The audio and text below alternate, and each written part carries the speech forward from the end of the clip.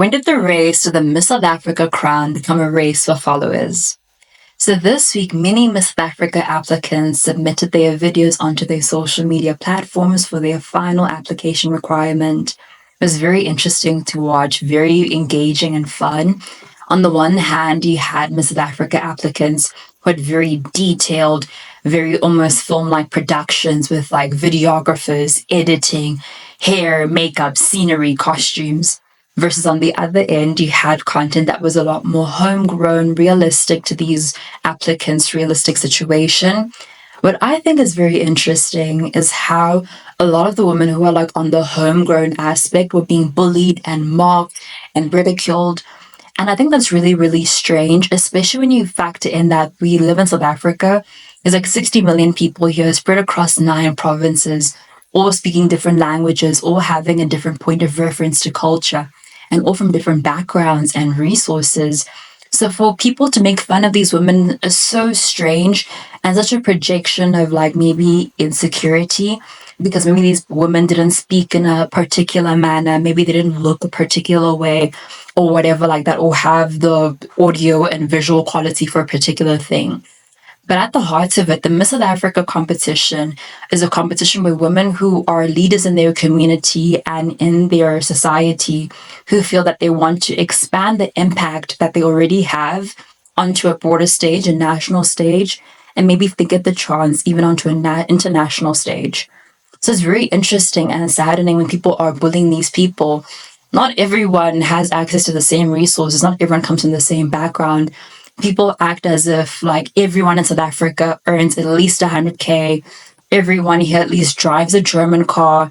It's not realistic. And these are real women who are like our sisters, our cousins, our aunties, our neighbors, women that we see outside in public. And these are real women, real South African women. So it's so strange when they're also being bullied and harassed and made fun of, because these are change makers within their communities and their own societies. And measuring their competence based off of like how well their audio sounds is so sad and so minuscule, you know? And it just really seems like just really a lot of bullying. And when you look at the hearts of it, the people who are bullying these people, like, are you able to access the same resources and also be willing to be brave enough to put yourself out there in the same way that these women have and having the same impact that these women have within their own communities? Oftentimes the answer is no. So it's really saddening. But I also wonder, like, with how the Miss South Africa competition has been structured, where these women have to submit videos of themselves onto social media, has it more so become a social media campaign and somewhat deviated from like the heart and the root of the Miss South Africa competition, whereby previously these women could submit like paragraphs and answers to questions, also including some pictures and a panels thereafter able to decide, versus now after COVID-19 2021, where the requirements now require these applicants to submit videos onto social media. Is it more so a thing of no longer being about Miss South Africa, but more so about how much of a following can you gain and being able to push this image and also engaging in this race?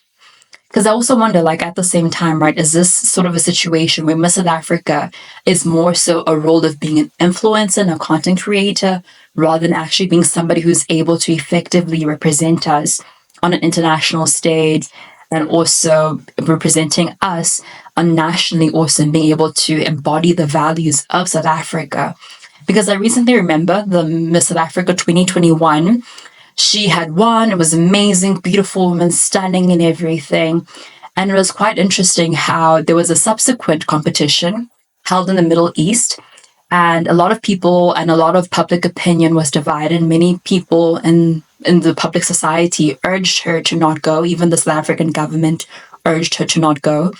But she still went anyway. She went to an active conflict region where women and children are experiencing an ongoing genocide and are being killed for sport. And when she returned from her competition and her trip, she was sad and disappointed that people didn't welcome her with open arms. And that she said that I didn't begin any war, and that this has always been a lifelong dream of mine to be able to participate in this pageant. Makes you wonder, is this more so a thing of being an influencer and a personality and serving your own interests as a person profile versus actually serving a meaningful role as a person who is Miss South Africa, being able to represent South Africa's values. It was quite shocking when she went to this region, especially when you consider South Africa's deep history with like apartheid, also people being harmed, and South Africa's position on human rights, that she chose to go to this competition being held there because she placed herself first.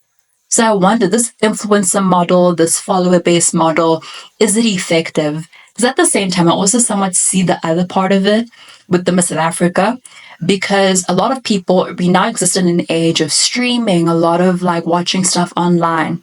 And I also somewhat view, maybe understand that maybe they're trying to use these people's followings to be able to push more engagement and more interest.